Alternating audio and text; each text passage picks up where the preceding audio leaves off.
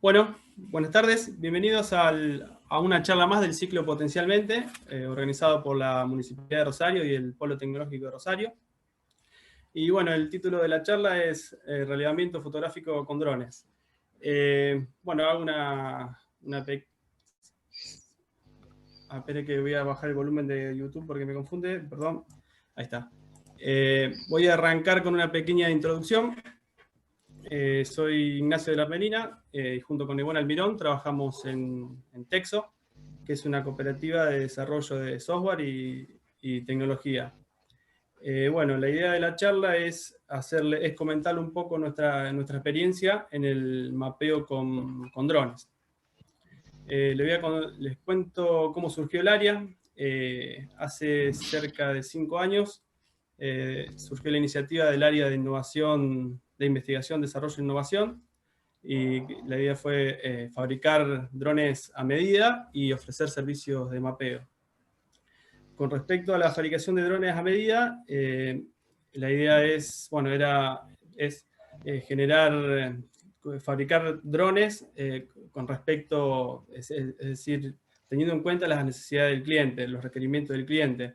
Si el cliente quiere levantar un sensor de determinado peso, o por ejemplo, un equipo de fumigación, como han visto en el flyer de la charla, estamos desarrollando un dron pulverizador que levanta un equipo de fumigación de cerca de 25 kilos.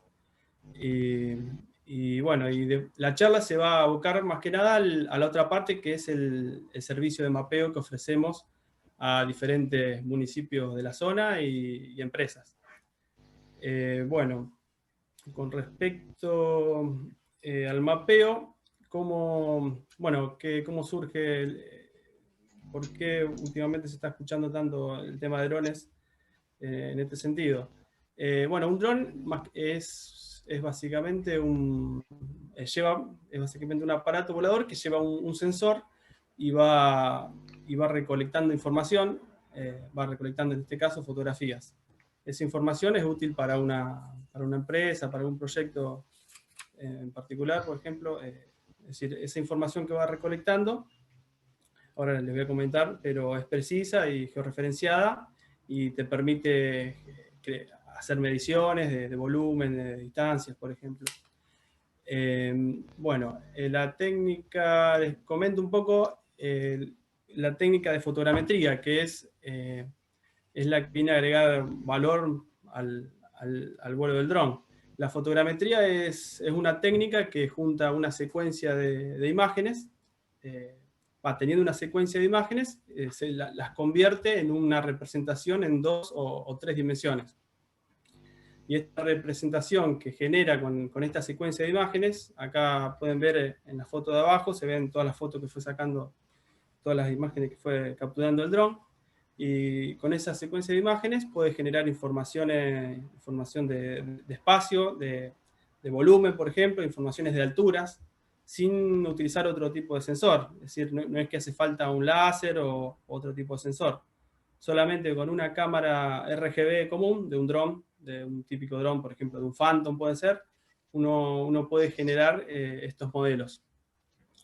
Entre las ventajas de usar esta técnica de fotogrametría con drones, tenemos la reducción de tiempos y costos, ya que uno puede volar, por ejemplo, un día un dron y al otro día ya puede tener resultados en corto tiempo. Y después, la alta precisión es otra de las ventajas. Se pueden lograr precisiones de alrededor de precisiones centimétricas. Uno puede lograr con una cámara normal. Otra de las ventajas es que uno puede regular la precisión.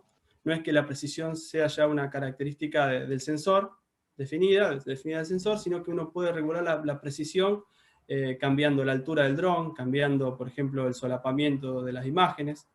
Uno puede, podríamos decir, jugar con varios parámetros para variar esta precisión en base a los requerimientos del cliente. No hace falta, por ejemplo, yo pongo el caso de un escáner, ¿se acuerdan los escáneres de fotografía? Uno, si le ponía mucha resolución, ¿qué pasaba? El escáner iba lento, la imagen ocupaba un montón, y por ahí no se justificaba tener tanta resolución. Acá pasa lo mismo, uno tiene que satisfacer lo que pide el cliente. Si el cliente pide 10 centímetros, no tiene sentido volar mucho más bajo para esa resolución, porque al volar más bajo y tener más precisión, el dron tiene que hacer muchas más pasadas, y gasta más batería, se gasta más el dron, se consume más tiempo. Es decir, que la precisión que uno elige, después les voy a comentar, la precisión es uno de los parámetros que se pone a la hora de generar el plan de vuelo. Se regula con la altura, con varios datos, con varios parámetros.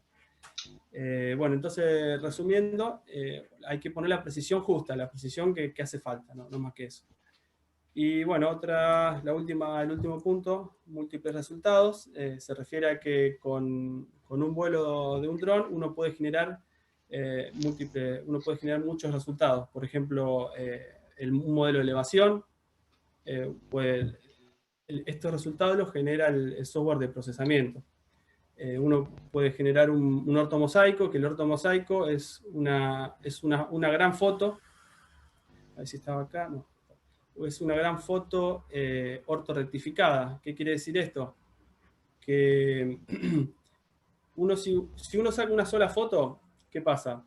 Se ve vertical, se ve solamente la parte del medio. Imagínense que el dron saca una foto, tiene la cámara apuntando vertical hacia el piso. Saca una foto y se ve solamente bien vertical, se ve la parte del medio de la foto. La parte de los extremos se ve en perspectiva. Entonces, eso no es un mapa, no podés hacer una edición con toda la perspectiva que tiene la lente en los bordes. Entonces, el software de procesamiento lo que hace es corrige todos esos efectos de perspectiva, de formación de lente, y genera esta foto ortorrectificada que es como si fuera vista de arriba. Ustedes se van a ver todas las casas como si fueran vistas de arriba, no se ven de costado. Y esto te permite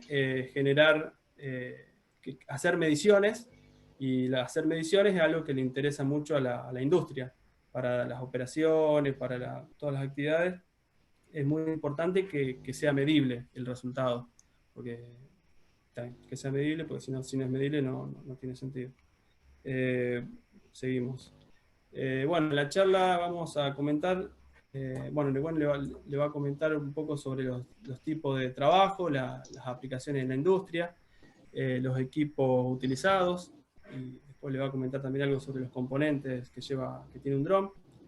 Y después, más adelante, yo les voy a entrar más en detalle en el proceso, cuáles son las etapas para generar estos resultados, para entregar al cliente, cómo se hace la planificación, se generan los planes de vuelo, los planes de vuelo se ejecutan, y se va al terreno y se capturan las imágenes, y después todas esas imágenes se vuelcan en otro software que sería el software de procesamiento, que es el que genera todas estas salidas. Y bueno, cada etapa tiene un software, se utiliza un software, y hay diferentes software libres. Yo les voy a comentar algunos para usar en cada etapa. Si ustedes tienen un dron, pueden probar a hacer algún mapeo. Y bueno, y por último vamos a comentar algunas regulaciones que necesitamos para trabajar, unas reglamentaciones de la ANAC y algunas más. Bueno, ahora sigue Nehuen con la parte del trabajo con drones. A ver si puede compartir la pantalla. Nehuen. Sí. Ahí vos podés apagar la tuya. Sí, stop. Ahí va.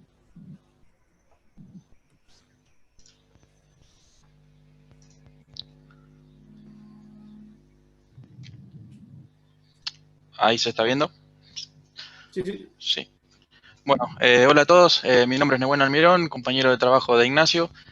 Como mencionaba Nacho, bueno, les voy a contar un poco sobre los trabajos que se realizan con drones. Un poco ya él estuvo comentando, pero bueno, les voy a dar una repasada rápida como para ver las posibilidades, qué posibilidades nos dan estos equipos.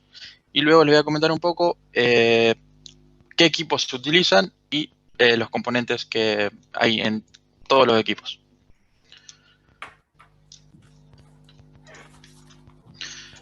Más que nada, ¿cómo surge todo esto? Surge primero para la multimedia, lo que es fotografía y video. Todos hemos visto videos con tomas desde el aire, fotos espectaculares que se utilizan en absolutamente todo. Y bueno, es algo que no es sorpresa para nadie, pero bueno, es una aplicación que no podíamos dejar de lado. Otra de las aplicaciones que bueno, está relacionada con los mapeos que mencionaba Ignacio es para catastro o relevamiento urbano. Este es un ejemplo de un barrio de Rosario, de un trabajo que realizamos, en el que digamos, se puede ver que es una foto similar a lo que es un mapa de Google Maps, pero con muchísima más resolución, actualizada al día de la fecha que se hizo el vuelo, digamos, cuando lo solicita el cliente, y bueno, y con esto digamos, lo que se permite hacer un relevamiento urbano de alta precisión. También hay aplicaciones en lo que es industria. Se vuela ya no tanto haciendo mapeos, sino haciendo inspecciones de estructuras y de cableados, chimeneas y distintos tipos de inspecciones que le puede llegar a interesar a todo el personal de la industria. En este caso se ven dos imágenes de un trabajo que realizamos para analizar el estado de unos silos de almacenamiento de cereal, en el cual bueno, había unas grietas y se quería constatar de que las reparaciones se habían realizado y que no había grietas nuevas. Y en la imagen de la derecha lo que se puede ver es la terraza de una parte de los edificios en la cual se quería constatar de que los cables estén todos en condiciones. Otro de los trabajos también en los cuales se utiliza muchísimo la tecnología de drones es en topografía. Más que nada en minería se utiliza muchísimo para calcular volúmenes de materiales desplazados o almacenados en ciertos lugares. Algo mencionó Nacho de esto, pero no solo se pueden hacer mapas rectificados que permitan medir longitudinalmente, sino que también nos permite calcular relieves, nos permite obtener el relieve de la superficie y con esto poder estimar volúmenes con una precisión muy buena, lo cual es muy útil para calcular stock de materiales y espacios. Otra de las aplicaciones que no hace mucho que se está usando, pero bueno, se está usando ya en todo el mundo, es en la agronomía. En la agronomía se utilizan drones con cámaras especiales que permiten ver el estado sanitario del cultivo. Muchas veces las plantas presentan síntomas antes de ser visibles por el ojo humano, sino que cambian la química de la clorofila y bueno, la forma en la que fotosintetiza la luz. Y esa diferencia, esas variaciones, las cámaras que se utilizan, que son las cámaras multiespectrales, pueden permitirnos extraer información, que en este caso se representa con mapas de falso color, del estado de salud del cultivo. En este escaso ejemplo, digamos, hace falta, la imagen no te va a decir qué le está pasando al cultivo, pero nos permite interpretar, analizando el campo y analizando las zonas. Y bueno, en este caso podríamos interpretar que en las zonas rojas hay carencia de cultivo, digamos, tenemos el suelo a cielo abierto. En las partes en las que se ve la imagen amarilla podría estar el cultivo con cierta afección o con carencia de algún nutriente en la tierra. Y bueno, en las partes que se ven verdes más oscuros es donde el cultivo tiene mayor vigorosidad. Trabajos con drones, equipos utilizados. Bueno, la idea de esto es mostrar algunos de los equipos que se utilizan y bueno, más que nada dar a conocer algunos que por ahí parece que no se pueden utilizar, pero sí se pueden utilizar para realizar trabajos. Tenemos dos categorías de drones, los que son de ala rotatoria y los que son de ala fija.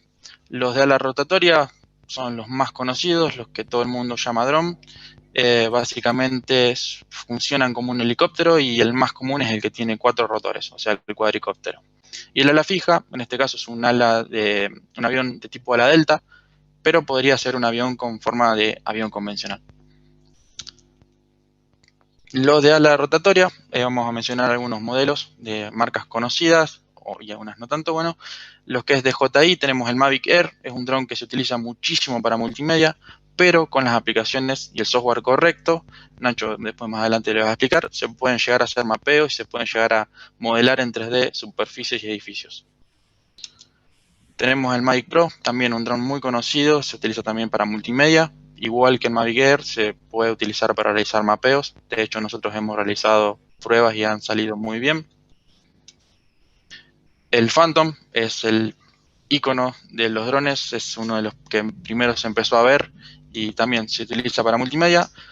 Y hay versiones que vienen con GPS de alta precisión, con GPS RTK, que se utilizan en topografía para lo que no son grandes extensiones, pero cuando se requiere un nivel de precisión muy alto. Después tenemos lo que es Inspire, es un dron casi exclusivo para lo que es la industria del cine. Tenemos el Matrix, este ya es un equipo pensado para la industria, como se puede ver. Es cuadricóptero, pero tiene la característica de tener dos cámaras. Estas dos cámaras se pueden configurar a gusto, se pueden reemplazar, se pueden cambiar de posición. Por lo general, el Matrix viene equipado con una cámara RGB y una cámara termal o infrarroja, lo que permite hacer inspecciones en industrias para detectar cambios, digamos, temperaturas en cañerías, en tendidos eléctricos y cosas de ese tipo.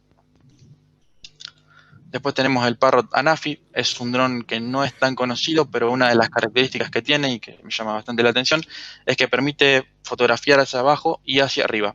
Todos los drones que vimos antes, salvo el Matrix, que se puede cambiar la posición de la cámara, permiten mapear, digamos, mover la cámara desde adelante hacia abajo. Este dron, el Anafi, permite observar hacia arriba, lo cual para inspeccionar estructuras tales como puentes es una gran herramienta. Después mostramos el Copper M10, que es uno de los que fabricamos nosotros, que es el que estamos utilizando y es con el que hicimos una gran cantidad de mapeos. Básicamente le colocamos una cámara RGB abajo, le programamos una misión y bueno, nos permite realizar los ortomosaicos sobre la ciudad.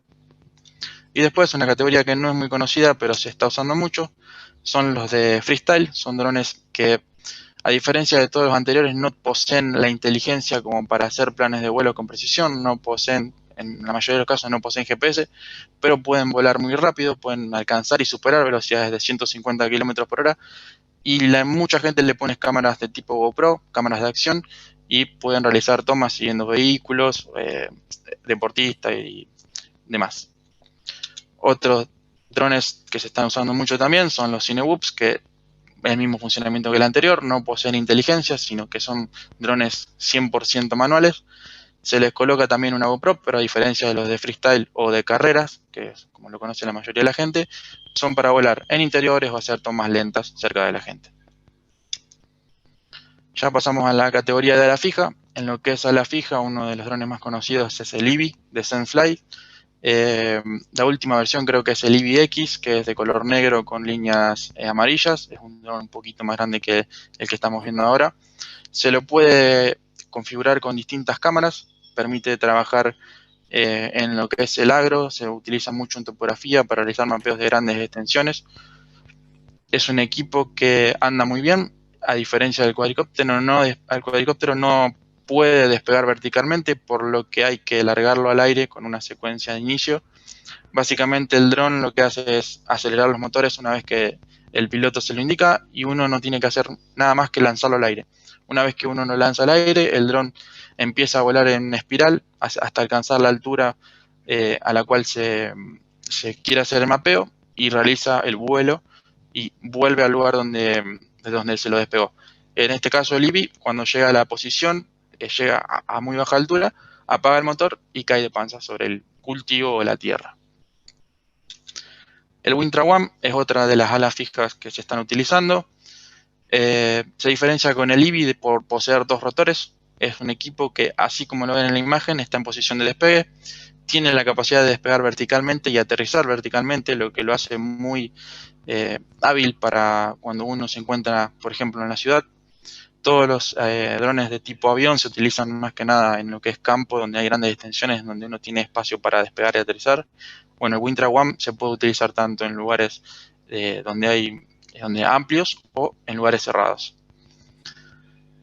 Y bueno, tenemos el Copper M10, que es el que estamos utilizando nosotros, que lo veníamos utilizando mucho para hacer relevamientos en grandes extensiones, en lo que es áreas rurales. Pero bueno, ahora también lo estamos utilizando para lo que es relevamiento urbano en la ciudad, porque la verdad que nos está dando muy buen resultado. Ahora les quiero hablar un poco de lo que es los componentes de un dron. En esta parte no los quiero marear. puede que por ahí se asusten un poco, pero es básicamente nombrarle partes, explicarle cómo funcionan, muy rápido, muy sencillo, y bueno, es como para que tengan una idea, para que tengan un panorama, sin entrar en demasiado detalle. El diagrama de conexionado del ala rotatoria, tenemos que empezar a verlo desde la controladora de vuelo, que es el rectángulo negro que está en el centro. La controladora de vuelo es el cerebro del vehículo, es la computadora, la que posee la capacidad de tomar decisiones, por así decirlo, y es la cual tiene conectados sensores, es la cual tiene conectado un GPS que recibe señal de satélite, tiene conectado un receptor de radio, que es mediante el dispositivo por el cual nosotros le vamos a enviar de forma inalámbrica los comandos para controlarlo de forma manual, y tiene un dispositivo que se llama telemetría, que nos permite conectarnos con una estación de tierra. En muchos casos la telemetría está incorporada al control remoto. Si alguno voló algún dron de DJI, vio que en la pantalla del celular, mientras ve el video, puede ver la altura, puede ver la velocidad, puede ver la posición en el mapa. Eso es un enlace de telemetría. En algunas ocasiones está incorporado a la radio, en otras ocasiones es un dispositivo que se lo conecta por USB a una computadora, y mediante ese enlace uno en la computadora puede ir haciendo el seguimiento del vuelo y tener el control remoto aparte. Después tenemos lo que es la batería. La batería lo que hace son dos cosas. Uno, alimentar la electrónica que posee la inteligencia, que sería la controladora de vuelo y todos los sensores. Y por otro lado, lo que hace es alimentar los motores. Pero no los alimenta directamente, sino que primero alimenta los variadores de velocidad. Un dron vuela por variar la velocidad de sus motores, a diferencia de un avión que vuela por variar las superficies de control y la velocidad de su motor. Para poder variar la velocidad de los motores se necesita un dispositivo especial que hace que tome información de la controladora de vuelo, de la velocidad a la cual necesita girar ese determinado motor, y la convierte, utiliza la energía de la batería y se la pasa al motor para poder alcanzar las revoluciones deseadas. Ahora, si miran con atención, cuando pase al diagrama de conexionado del ala fija, lo que van a ver es que solamente cambian algunas cosas. Como pueden ver, lo que es la controladora de vuelo, sensores, GPS, receptor de radio, telemetría y batería es exactamente lo mismo. Se añade un nuevo elemento que es el tubo pitot. El tubo pitot es un sensor que nos permite medir la velocidad relativa con respecto al aire. Esto es importante porque el avión necesita velocidad sobre las alas para poder volar, para poder tener sustentación. Por lo tanto, digamos, el tubo pitot nos permite no movernos en relación a la velocidad de GPS con respecto a la Tierra, sino movernos con respecto a la velocidad de aire y asegurarnos que nunca el avión se va a caer por estar con falta de velocidad de aire sobre sus alas. La batería nuevamente alimenta un variador de velocidad, el cual toma información de la controladora de vuelo y le pasa la potencia al motor. En este caso no tenemos 4 variadores de velocidad, tenemos uno solo, y tenemos 2 servos, por ser un avión que tiene 2 superficies de control, alerón izquierda y alerón derecha, los cuales se van a inclinar de acuerdo a lo que indique la controladora de vuelo. Y es eso básicamente el conexionado y funcionamiento del equipo. Bien. Bueno, ahora les dejo con Ignacio. Deja de compartir. Bien.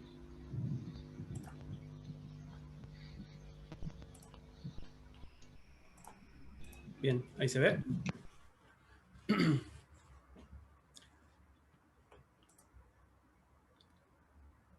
Bien. Bueno, yo le voy a seguir hablando. ¿Se ve, no es cierto, ahí la diapositiva?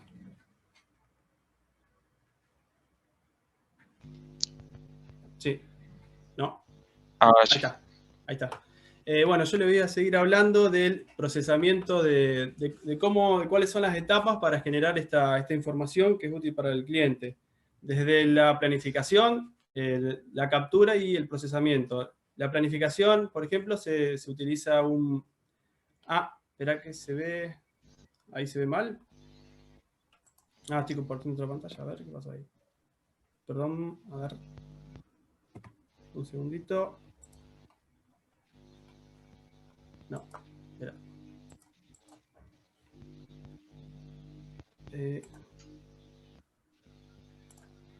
A ver, ahí sí se ve. A ver.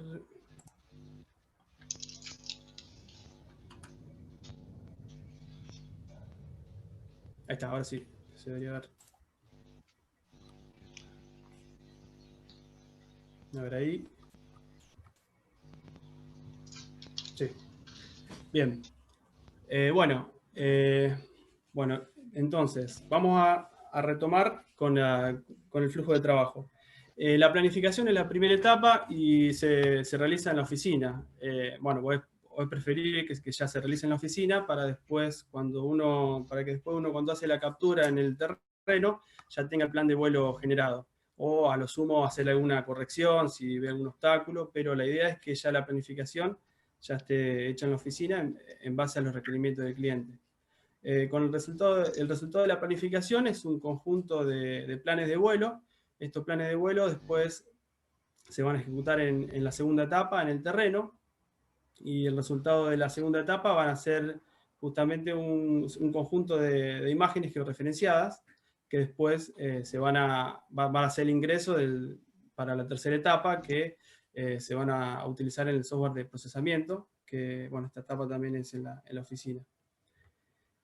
Bueno, la primera etapa empieza con la zona de vuelo que requiere el cliente. Una de las formas de dibujar, de indicar esta zona de vuelo es utilizando un archivo KML, por ejemplo. El KML se puede generar con el Google Earth o con algún otro programa.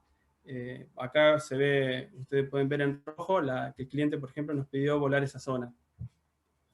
Supongamos que esa zona tiene cerca de 400 hectáreas. Ya nosotros con esa información podemos saber que utilizando, si usamos un ala fija, el ala fija se vuela, por cada vuelo, más o menos abarca 200 hectáreas, dependiendo de la resolución, pero suponiendo que con la resolución que nos pide el cliente, con dos vuelos, si eso tiene 400 hectáreas, con dos vuelos de un ala fija ya se podría cubrir toda el área. Bueno, ahora les voy a comentar una serie de conceptos que son importantes a la hora de generar el plan de vuelo, porque estos conceptos, se vendrían a ser parámetros que se ingresan en el software de planificación de vuelo. La distancia de muestreo de tierra o resolución espacial es la distancia de un píxel a otro, del centro de un píxel a otro. Imagínense que vamos a suponer que tenemos una distancia de 5 centímetros de un píxel a otro. La GSD vendría a ser esa distancia. Y si esta resolución espacial se varía variando la altura del dron. Si uno vuela más alto, por ejemplo, uno va a tener menos detalle en la imagen y por lo tanto la precisión también va a disminuir. Ahora les voy a comentar que la resolución espacial está ligada a la precisión del modelo. Bueno, ahora les comento otro de los conceptos importantes a tener en cuenta, es la resolución relativa o local, y es la relación entre dos puntos de un mapa. Es decir, imagínense que yo en el mapa, o en este mapa que está acá, imagínense que yo busco un auto y lo mido que me fijo que la medida es de 2,5 metros, por ejemplo. Y me voy al mundo real y tengo que medir el auto, si tiene que medir 2,5 metros. Si el auto mide más o menos, es un error, es decir, si está estirada la medida o está comprimida, la precisión relativa es mala. En muchos casos la precisión relativa ya es suficiente para muchas aplicaciones, es suficiente. Bueno, como les dije, la precisión relativa está relacionada a lo que le comenté antes, que es la resolución espacial. Si uno tiene una resolución espacial de, por ejemplo, 5 centímetros, va a tener una precisión de 2 veces eso, de 10 centímetros. Si yo tengo 5 centímetros por píxel, la resolución espacial va a ser de 10 centímetros. Y la resolución horizontal. Y en vertical, la resolución va a ser de 3 veces, es decir, de 15 centímetros. Esto para que tengan una idea de cómo influye en la precisión la resolución espacial.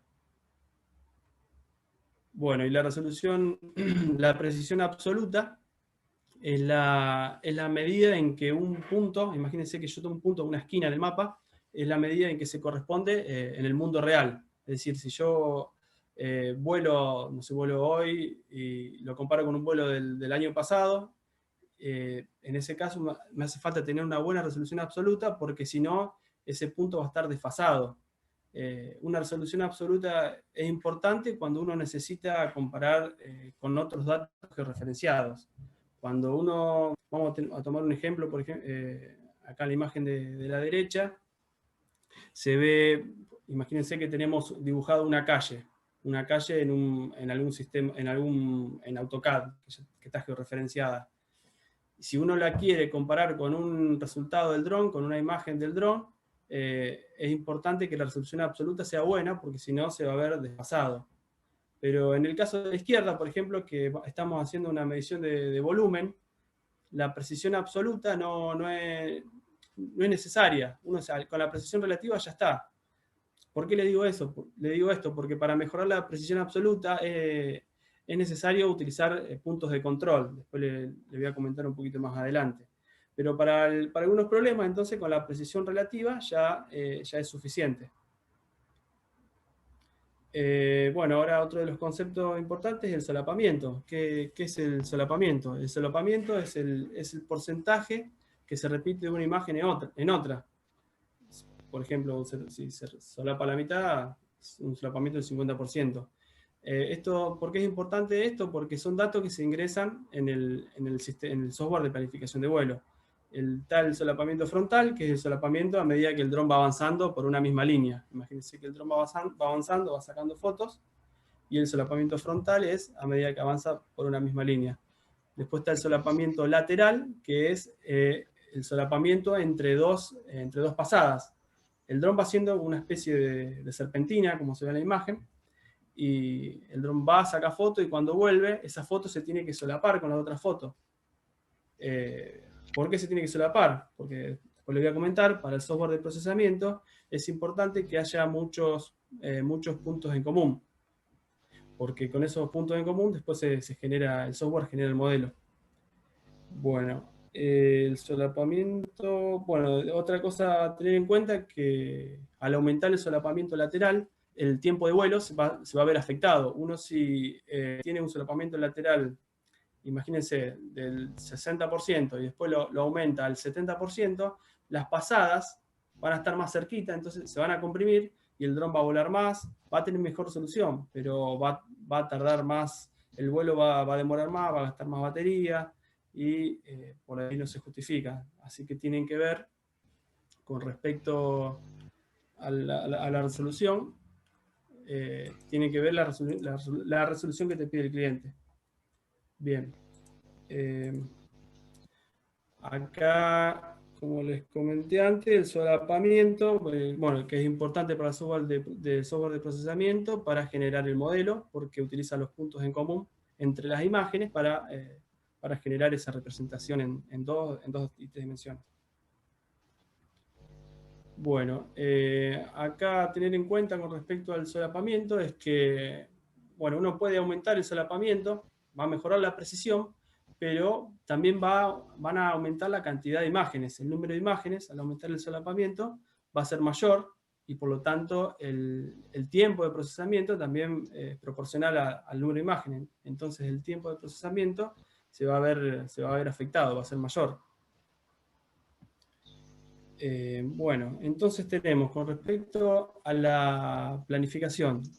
La superficie a cubrir, dijimos que la podemos tomar de un KML que nos da el cliente. La altura de resolución también es otro requerimiento que nos da el cliente. Estos son datos que tenemos que tener en cuenta para hacer la planificación del vuelo. El solapamiento, el software de procesamiento, por ejemplo, aconseja como mínimo un 60% lateral y un 70% frontal. El ángulo de avance es otro dato que se ingresa en el software de planificación, que este dato viene dado, se puede prácticamente, bueno, se cambia en el momento del vuelo porque depende del clima. El ángulo de avance es el ángulo en que hace las pasadas el dron, y conviene que estas pasadas sean perpendiculares al viento, porque ya nos ha pasado que el dron cuando viene, por ejemplo, puede ir viento a favor, pero si cuando vuelve está viento en contra, el consumo aumenta muchísimo y puede no llegar a terminar el plan de vuelo. Por lo tanto, el ángulo del plan de vuelo es preferible que sea perpendicular a la dirección del viento. Si, por ejemplo, tenemos viento norte, el plan de vuelo lo tendríamos que hacer de este o oeste, o así en la dirección perpendicular. Y bueno, y otro dato que nos hace falta es qué cámara utilizar. Supongamos que usamos una cámara RGB para estos casos, y qué posición de la cámara vamos a usar. Para hacer un mapeo en 2 dimensiones, alcanza con que la cámara esté apuntando para abajo perpendicular. Pero si queremos hacer un mapeo donde se vean los bordes, por ejemplo, las paredes de los edificios, de las casas, con más detalle, aconsejan que la posición de la cámara sea oblicua, a 45 grados, o que tenga un ángulo, que no sea 90 grados. Bueno, acá tienen un ejemplo de un plan de vuelo. El plan de vuelo termina siendo una lista de puntos, de waypoints. Estos waypoints son puntos imaginarios en el espacio que tienen latitud, longitud y altura. Estos puntos son los que interpreta el dron. El dron va avanzando de un waypoint a otro, y mientras va avanzando va capturando imágenes. Y esas imágenes las va capturando con la frecuencia. Esa frecuencia con la que captura las imágenes va a depender del dato de solapamiento que uno le ingresa en el plan de vuelo, de la cámara que tiene en el dron. Pero bueno, resumiendo, el plan de vuelo va a ser una serie de waypoints, que eso que se ve ahí en rojo, en cuadrado rojo, una serie de waypoints que se van a enviar al dron en el momento de hacer el vuelo.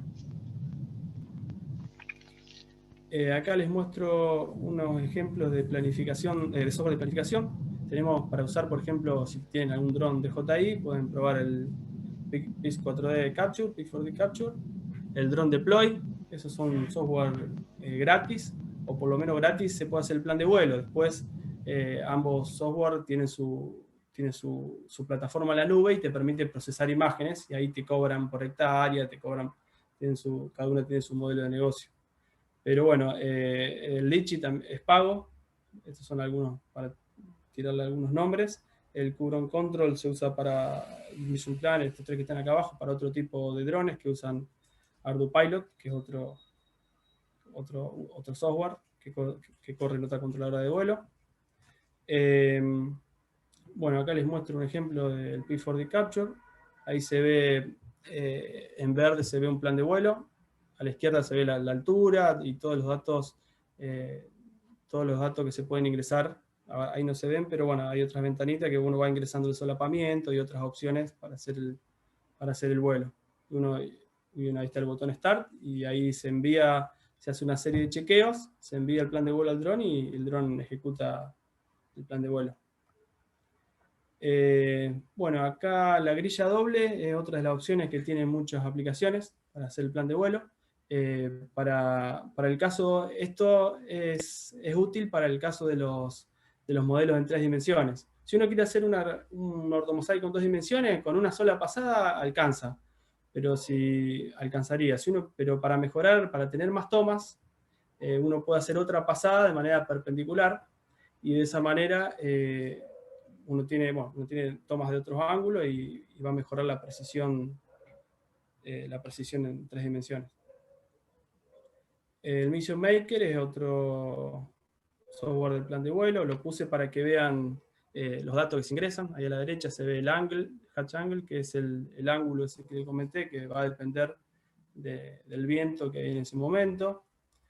Tiene que ser perpendicular al viento. La altura, la altitud, que va a depender de la resolución que te da el cliente, que te dice, por ejemplo, si te dice que necesita 10 centímetros por píxel, hay tablas en internet, hay Excel, o si no, hay otro software que te calculan a la altura que hace falta volar. Supongamos que tenemos un Phantom y queremos una resolución de 10 centímetros por píxel. Uno ingresa todos esos datos y el software te dice que hay que volar a 130 metros, por ejemplo. Acuérdense que la precisión es totalmente dependiente de la altitud de vuelo. Bueno, y acá pueden ingresar la superposición lateral y frontal.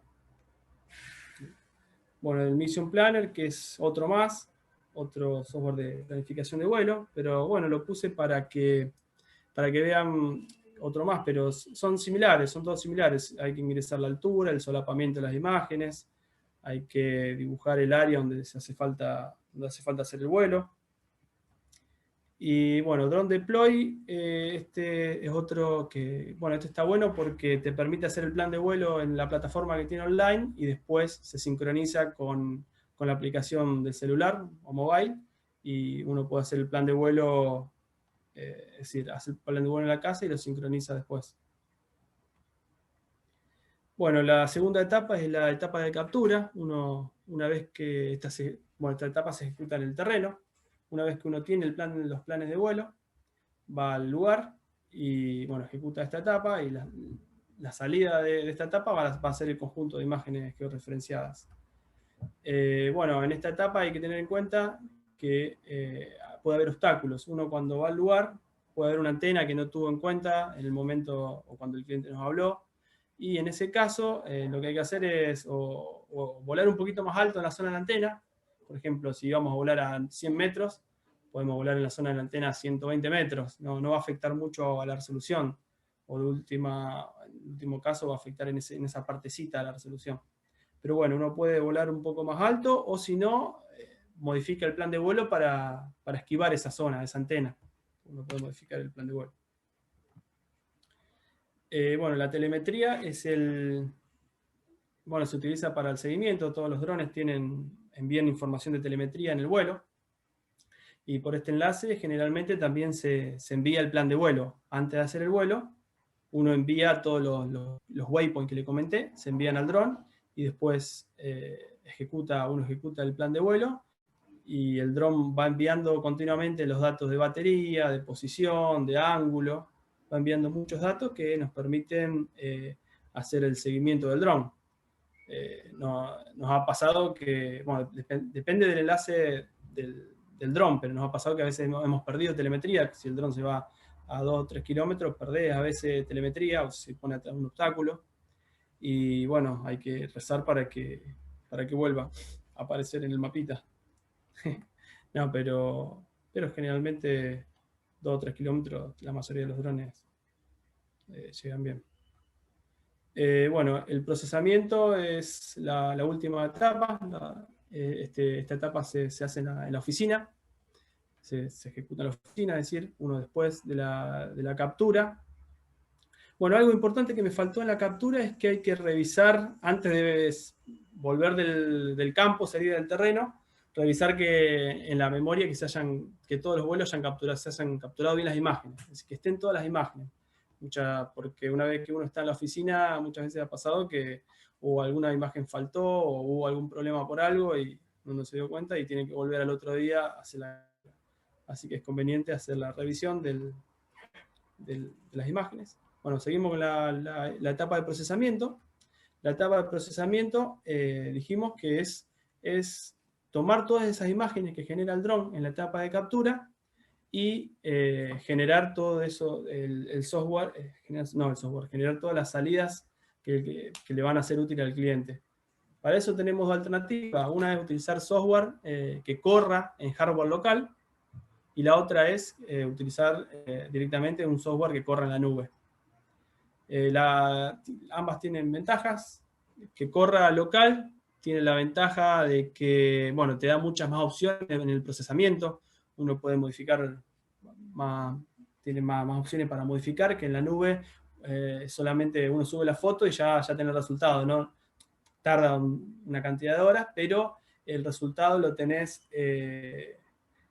La diferencia es que, es decir, la cantidad de horas que tarda puede ser similar, depende del hardware local que tenga. Pero tenés más opciones, te da más opciones de procesamiento si uno tiene que hacer un trabajo específico. Por ejemplo, quiere, no sé, eliminar algún tipo de ruido, quiere filtrar datos. Tiene más opciones el software local. Y después, aparte, el software local uno lo puede comprar por única vez y ya es una compra única y lo puedes usar con toda la cantidad de hectárea que quieras. En cambio, el software de la nube tiene un modelo que es por hectárea, te cobran, o por mes. Es diferente por ahí el modelo de negocio. Acá le puse algunos ejemplos. Hardware local, está el Agisoft Photoscan, el Pix4D, Y para procesar en la nube también está el Pix4D Cloud, el Drone Deploy y hay algunos más. Acá no nombré, pero también hay software, se puede utilizar software libre. Yo no tengo, la verdad que no utilicé, pero hay software libre para procesar más que nada de manera local. Bueno, acá les voy a comentar un poco cuáles son los entregables que se le van a dar al cliente. El ortomosaico, como les dije anteriormente, es una imagen ortorrectificada que te va a permitir hacer mediciones, tanto de volumen como de distancia. Generalmente es un TIFF o GeoTIFF y se puede abrir, por ejemplo, con una herramienta GIS y se puede dibujar arriba, se puede hacer un montón de cosas sobre el ortomosaico, o también puede ser un KMZ que se puede abrir con Google Earth directamente. Son algunos de los formatos que se puede exportar el ortomosaico.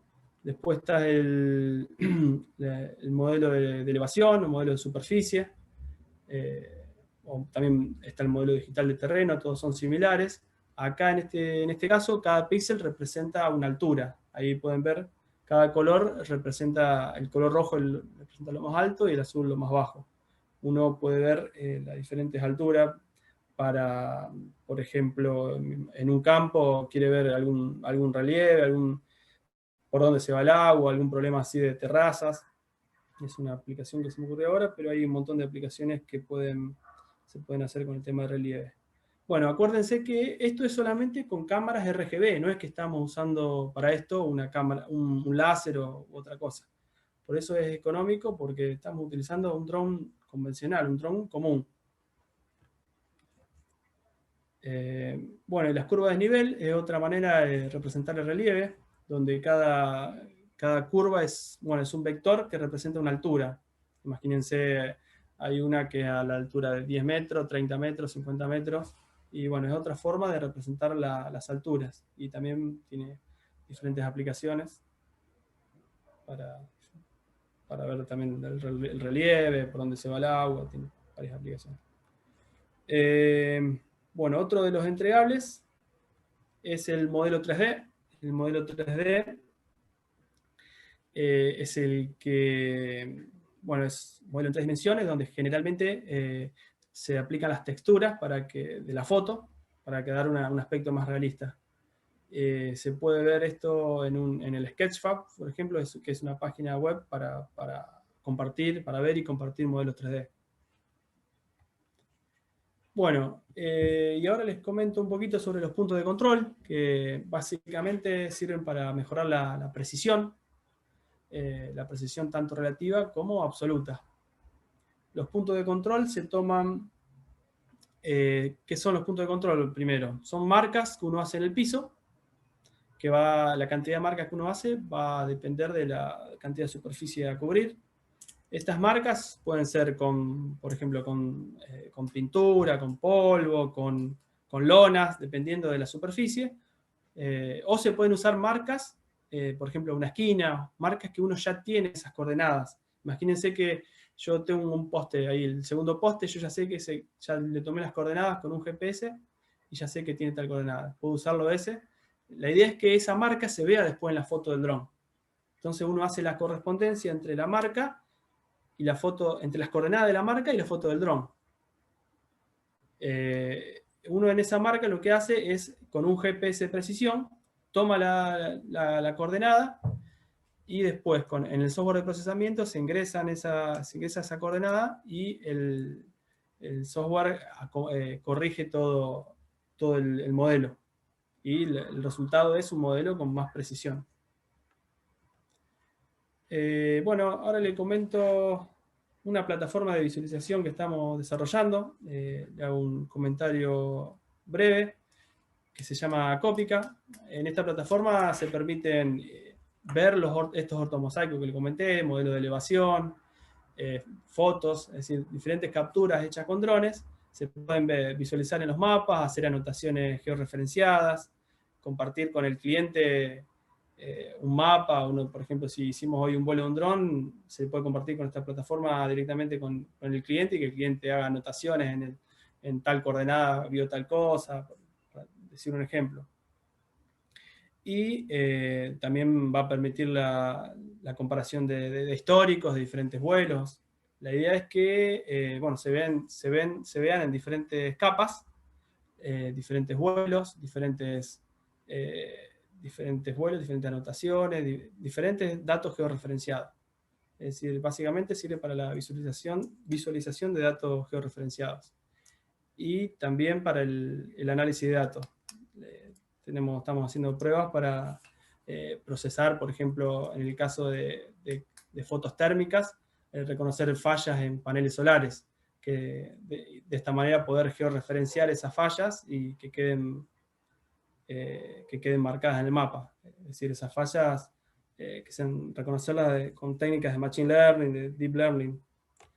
Y bueno, esto básicamente de Acópica es eso. Y ahora, bueno. Sí, ahora agarro yo. Y saco.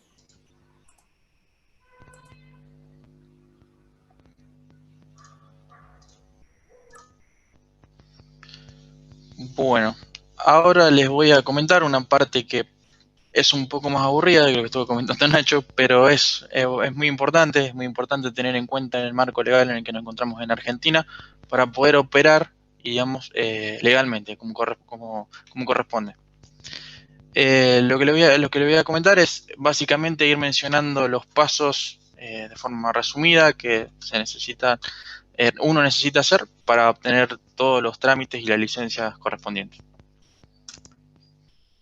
La ANAC es el ente que regula la aviación civil en Argentina y bueno, redactó una resolución que es la 527/2015, que va a estar vigente hasta el 31 de diciembre de este año.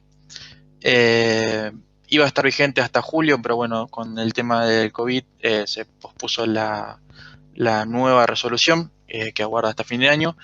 En esta resolución están todos los detalles que tenemos que tener en cuenta a la hora de operar con equipos, a la hora de hacer actividades que no sean de recreación.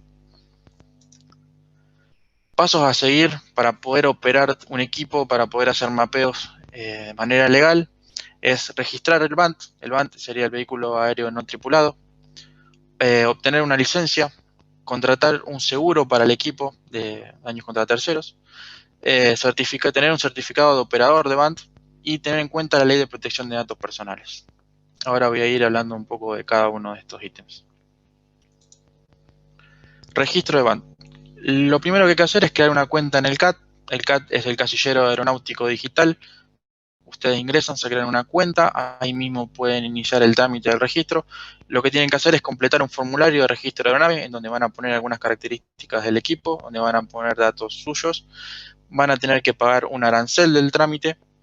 Van a tener que certificar la firma para que va en el formulario y después van a tener que enviar la documentación al Registro Nacional de Aeronaves. El siguiente paso es la obtención de la licencia o tener la autorización como miembro de la tripulación remota. Para poder obtener esta licencia, lo que tienen que hacer es completar el formulario de solicitud y legalizarlo. El trámite se inicia también en el Casillero Aeronáutico Digital. Tener certificado de inscripción de BANT, que sería lo del paso anterior, que el BANT esté registrado. Legalizar una fotocopia del DNI. Tener un certificado de aptitud psicofisiológica expedido por hospital público o, en su defecto, hacer el CMA. El CMA es el certificado médico aeronáutico, es el que tienen que hacer todos los pilotos para poder tener su licencia. Pagar un arancel. Tener un permiso de utilización de BANT no propio. En el caso de que ustedes no posean BANT, van a tener que rendir un examen luego con algún equipo y ese equipo va a ser otra persona. Van a tener que tener una autorización autorizada frente a un escribano público de que pueden utilizar ese equipo. Luego tienen que enviar la documentación al registro de licencias al personal aeronáutico y al final ellos se van a contactar con ustedes para rendir un examen teórico práctico. Una vez que hacen todos estos pasos, obtienen la licencia para poder volar el equipo. Están obligados a contratar un seguro de responsabilidad por daños a terceros. la cobertura del riesgo no puede ser menor que la mínima detallada en el artículo 160 del Código Aeronáutico. Estos son 2.000 argentinos euros, que son aproximadamente 60 millones de pesos. Uno de los equipos que tenemos asegurado, creo que lo hicimos el año pasado, si no me equivoco, y la suma era de 48 millones, así que ese es el número, digamos, que por el cual hay que asegurarlo. También se lo puede asegurar por daños, pero bueno, lo mínimo que te exige el Código Aeronáutico es que por daños a terceros sea de 60 millones de pesos. Tener certificado de COBAND. El COBAND es el certificado de operación de BAND. Para esto hay que iniciar el trámite en el casillero aeronáutico digital, para completar el formulario de solicitud, tener fotocopias certificadas de todos los trámites anteriores, o sea, del seguro, de la licencia y del registro del BAND, pagar un arancel, y un paso muy importante es confeccionar un manual de operaciones que incluya un sistema de gestión de riesgo. ANAC va a aprobar o no este manual de operaciones y va a entregar el certificado, o en su defecto va a indicar correcciones a realizar para que después puedan visarle el certificado y puedan obtener la autorización. Para poder confeccionar este manual de operaciones y el sistema de gestión de riesgo, acá dejo unas pautas. Voy a agarrar mi machete para acordarme de algunas cositas. Bueno, lo que tiene que contener el manual de operaciones es un documento controlado, por lo cual tiene que tener índice, tiene que tener un control de versiones, tiene que tener páginas numeradas, tiene que tener vigencia, tiene una validez, o sea, tienen que asegurar de que alguna forma los operadores del BAND, pueden ser uno, o en el caso de una empresa puede ser varios, que todos tengan la última versión del manual y que sea la que está avisada por ANAC. Lo que es estructura de explotador y funciones y responsabilidades, digamos, tienen que detallar la estructura de la empresa la cual se va a dedicar a hacer trabajos con drones. Van a tener que detallar las funciones de cada integrante de la empresa, las funciones de los pilotos y las responsabilidades, las funciones de los observadores y sus responsabilidades. Para poder volar un BAND siempre se requiere un piloto y un observador. El observador va a ser una persona que asista al piloto y nunca pierda de vista al equipo. ¿Por qué? Porque para realizar mapeos el equipo a veces se va muy lejos. Bueno, el observador debería poder seguirlo y avisarle al piloto de cualquier problema que pueda tener. El ítem 3 dice instrucción y entrenamiento. En este punto se debe detallar de qué forma la empresa se asegura de que el personal se encuentre capacitado y con entrenamiento regular para poder operar el BAND correctamente. El ítem 4 habla de especificaciones técnicas. Se tienen que detallar las especificaciones técnicas del equipo, dimensiones, cantidad de motores, potencia, batería y demás. Se tiene que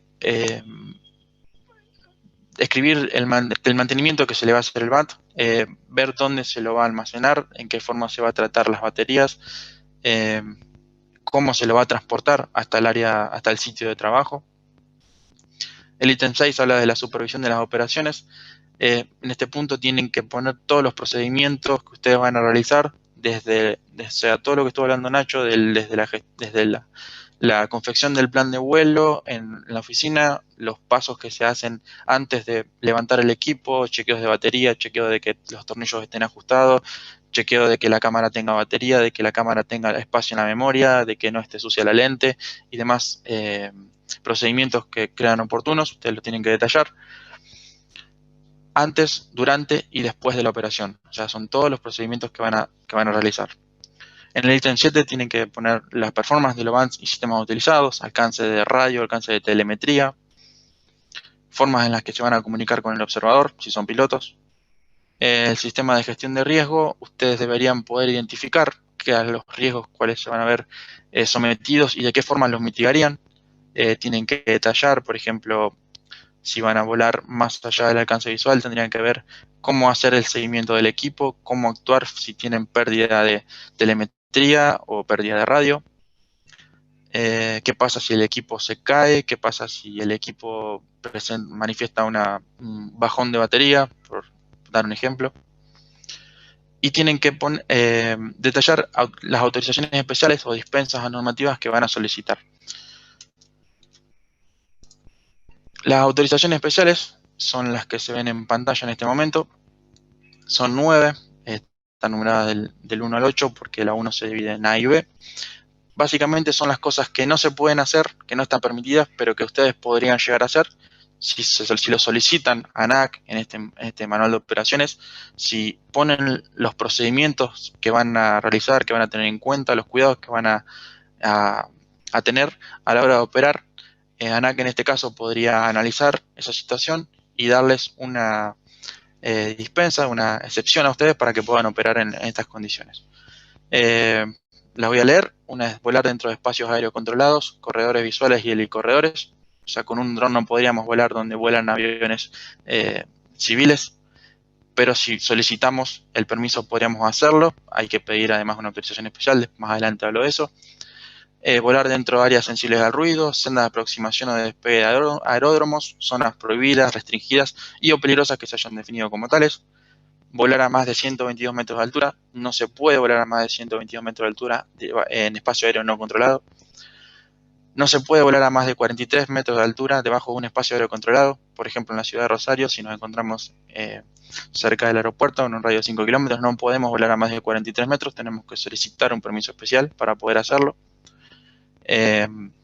Volar a menos de 1 kilómetro del límite lateral del corredor PFR. Menos de 1 kilómetro del límite lateral del helicorredor o menos de 500 metros del límite lateral del helipuerto. Vuelo más allá del alcance visual, o lo que es view loss, eso lo van a tener que solicitar sí o sí si van a realizar mapeos. Uno siempre pierde de vista el equipo y para poder tener la autorización para poder volar más allá del alcance visual se requiere una autorización especial. Volar sobre zonas densamente pobladas o aglomeración de personas. Esto es para las personas que se dediquen a hacer multimedia más que nada. Aglomeración de personas se consideran eventos públicos en donde hay mucha gente, públicos o privados, podría ser un recital o cosas así. Para lo que es vuelo nocturno y condiciones meteorológicas no visuales, y para lo que es vuelo acrobático. Las que requieren autorización son las que están marcadas de rojo. Estas requieren autorización especial, o sea, ustedes en el manual van a pedir que se les habilite para poder operar en estas condiciones, pero además en las que están marcadas en rojo van a tener que solicitar una autorización previa al vuelo cada vez que vayan a volar y tienen que esperar a que EANA, que es la empresa argentina de navegación aérea, se los conceda. Para pedir la autorización especial a estos ítems que estaban marcados en rojo, tienen que enviar dos emails básicamente y se adjunta en PDF una nota formal que incluya el motivo de la operación, las coordenadas de zona a sobrevolar, altura de vuelo, equipo a utilizar, fecha, horario y duración de la operación en condiciones normales, cantidad de horas extra por condiciones no óptimas, piloto al mando y contacto telefónico. También se tiene que adjuntar la autorización como miembro de tripulación remota, sería la licencia. Se tiene que adjuntar el certificado médico aeronáutico o el certificado psicofisiológico que le pueden haber expedido en un hospital público, depende de lo que hayan tramitado, y tienen que poner una copia del seguro vigente acorde al código 160 del Código Aeronáutico. Como se imaginarán, puede ser un poco, por ahí es difícil pensar, planear una semana antes o más un vuelo, cuando el vuelo depende casi exclusivamente de las condiciones climáticas, pero la solicitud, si bien se debe presentar con anterioridad, se puede solicitar por más de un día, se puede solicitar por semana, incluso hasta creo que por mes. En ese caso solicitan el permiso, se les envía la autorización para que ustedes puedan volar en la zona que detallaron por determinado tiempo o en ciertos horarios durante tanto tiempo, y bueno, de esa forma se encuentran autorizados a realizar su trabajo. Otro ítem a tener en cuenta es la Ley de Protección de Datos Personales, que es la Ley 25.326, que habla, bueno, de cómo uno debe tratar y almacenar los datos. Hay una disposición que es la 20.2015, que es exclusiva para Vans, y en el artículo 4, que está escrito ahí, no lo voy a leer todo, pero sí voy a leer lo que está en naranja, que dice que actividades que no tengan por objeto la recolección de datos personales, pero que por razones técnicas dicha recolección no pueda evitarse, se deberá aplicar una técnica de disociación definitiva. En resumen, si nosotros capturamos información de personas, patentes, lugares, marcas, deberíamos de alguna forma difuminar la imagen. El ejemplo más claro y que todos hemos visto es el de Google Maps con Street View, en el que si recorremos las calles con avatar virtual, no vamos a poder verle la cara a ninguna persona, no vamos a poder ver patentes. La información, toda la información de la cual estuve hablando, la podemos encontrar actualizada en la página oficial de ANAC. Ahí dejé el link, pero bueno, si ponen ANAC en el explorador, lo van a encontrar muy fácilmente. Hay un apartado de BANT y dentro del apartado pueden ir navegando y encontrando cada uno de los ítems. Están todos los pasos que les mencioné y bueno, les recomiendo que entren, que los lean y que se mantengan actualizados porque, bueno, por ahora está vigente la resolución 527, si no me equivoco en el número, pero a fin de año va a comenzar a regir la nueva y, bueno, vamos a tener que hacer las modificaciones correspondientes. Y bueno, sin más, les agradezco de mi parte y de Nacho por haberse sumado a la charla. Quedamos abiertos a leer algunas preguntas, si tienen ganas de hacernos consultas en el chat. Vamos a estar un ratito más respondiéndoles a los que hagan preguntas. Gracias.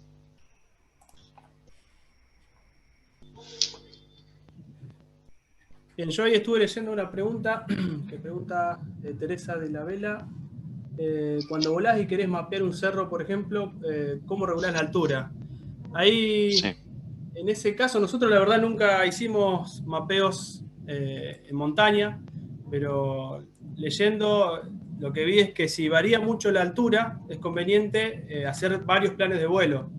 ¿Por qué? Porque si no el solapamiento va a ser muy diferente. Imagínense si usamos la misma altura y el terreno, por ejemplo, al principio uno lo despega de arriba, suponiendo que uno lo despega de arriba, el solapamiento de arriba va a ser de, por ejemplo, del 30%, pero cuando va abajo, cuando va a la parte que está más alta, es decir, que el piso está más lejos, el solapamiento va a ser mayor, entonces va a haber mucha diferencia de solapamiento y Va a haber no... variaciones de resolución. Claro, va a haber muchas variaciones de resolución, no hay muchas variaciones de altura. Entonces lo que aconsejan es hacer varios planes de vuelo.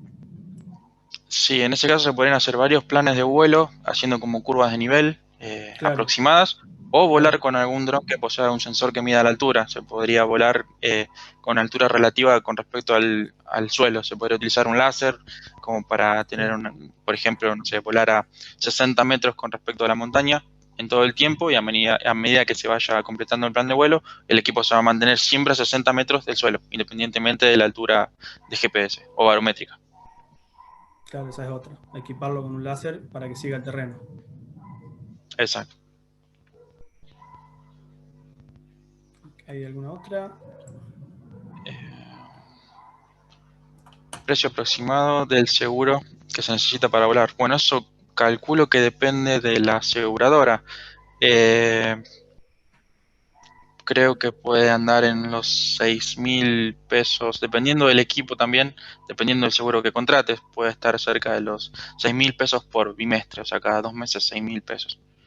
Creo, no estoy seguro.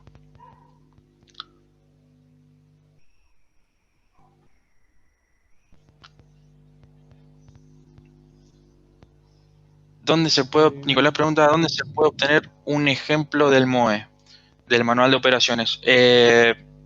No hay ejemplos. Nosotros a la hora de confeccionarlo no encontramos ejemplos, pero bueno, hay en la página NAC hay una guía en la cual te va llevando. No es difícil, digamos, confeccionarlo, lleva tiempo, sí, pero hay una guía detallada en la cual se puede seguir y bueno, no, digamos, con eso lo pueden hacer. De todas formas, ustedes lo confeccionan, lo envían y van a tener una devolución de ANAC. Por lo tanto, si tienen que realizar correcciones, las van a realizar y no va a haber problema. No es que va a ser rechazado, sino que van a tener la posibilidad de corregirlo tantas veces sea necesario para poder obtenerlo correcto.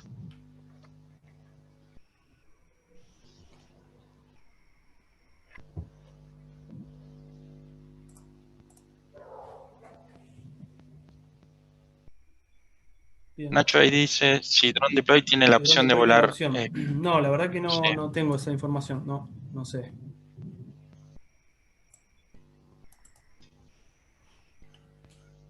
Bueno, nosotros una aclaración, utilizamos equipos que construimos nosotros mismos y utilizamos software y hardware libre. Por lo tanto, si necesitamos volar con respecto a una altura fija, le colocamos un sensor, de hecho ya lo hemos hecho para otro tipo de dron, para otro tipo de aplicación, que es el caso del dron pulverizador, que vuela con una altura fija respecto al cultivo. No usamos drones de otras marcas, así que no sabemos si las aplicaciones, no hemos explorado demasiado las aplicaciones, por ejemplo las que usa DJI, como para responder con precisión. Y en ese caso, estoy viendo ahí la otra pregunta de Teresa. En ese caso generarías diferentes, podés hacer el modelo de altura, pero va a ser partido, es decir, no es que va a ser todo junto. La verdad que habría que ver la forma de juntarlo, pero te generaría diferentes modelos de elevación, no uno solo. Sí, ahí, bueno, tendrías que evaluar si lo que querés es el modelo de elevación o si te interesa más el mapeo, digamos, de la montaña. Si te interesa el modelo de elevación, te conviene volar a una altura barométrica fija, y si te interesa el mapeo, digamos, tener una resolución constante, conviene volar siempre a la misma altura con respecto a la montaña.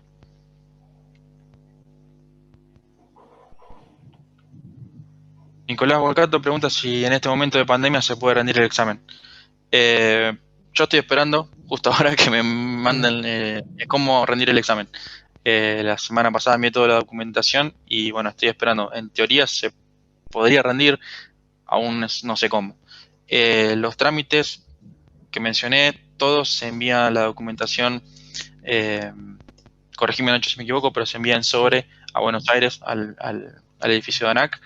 Pero Sí. ahora con la pandemia hay que utilizar lo que es trámites a distancia, que es un sitio digital. Yo tuve que enviar toda la documentación ahí, pero bueno, hay emails en la página de ANAC a la cual pueden enviar sus consultas y seguramente los van a hacer. Si no hay más preguntas, vamos cerrando.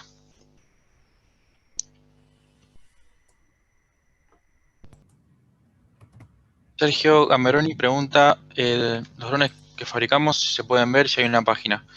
Los drones que estamos fabricando no es que tenemos una fábrica de drones, sino que los armamos especialmente para cada cliente. En nuestro caso, bueno, hemos armado algunos para el CONICET y para otras entidades. En los nuestros, que los que usamos nosotros son los que armamos nosotros. Los pueden ver en nuestra oficina, pero básicamente si ustedes tienen una inquietud, si necesitan algún dron que cumpla con algún requisito que un dron digamos, convencional que ustedes puedan comprar no lo satisface, lo charlamos y se fabrica a medida. Tenemos la página de Está Texo, la pero no página sé de si hay... Copper, sí, la de Copper de dos Ah, modelos del avión y el cuadricóptero nomás. Mira, ahí la paso a la página. está bien. Bueno, Teresa pregunta si volaríamos el equipo desde arriba del cerro o desde abajo. Y si desde abajo, algún tip para calcular la altura del cerro. Y nosotros Tip lo que para hemos calcular la altura del hecho, para cerro. calcular la altura, usamos otro dron chico. Una vez, por ejemplo, teníamos que calcular la altura de una Sí, antena y usamos un Mavic, por ejemplo, y volamos primero con el dron y íbamos viendo la altura con un cuadricóptero. Y una vez que llegamos a 80 metros ya sabíamos que esa era la altura y después el ala fija, hacíamos el plan de vuelo teniendo en cuenta esa altura que habíamos verificado con el otro dron. Eso se me ocurre. sí, en el caso de un cerro, bueno, no sé qué cerro será, qué dimensiones tendrá, pero si tendría que ser un cerro chico, porque al ser grande tendrías que volar por lo menos 100 metros arriba para que no de la cima, para que no haya posibilidad de que te lo choques. La gente del lugar podría llegar a saber qué altura tiene el cerro. Eh, no sé si se puede extraer esa información de Google Maps. Y bueno, algo a tener en cuenta, nosotros yo creo que lo volaríamos desde abajo. Algo a tener en cuenta es que cuando el equipo vaya del otro lado del cerro, puede que pierdas enlace de radio y de telemetría. En ese caso tendrías que ver cuál es la actitud que va a tomar el dron ante esa situación. Lo que puede hacer es volver o continuar con la misión y después, digamos, volver al punto de despegue. Es un caso bastante particular el de mapear un cerro, así que habría que verlo Sí, bien la en verdad que detalle. sí. Sí. Vamos por finalizar, Nacho. Dale. Bueno, gracias de nuevo a todos. Un Dale, saludo. muchas gracias a todos. Saludos.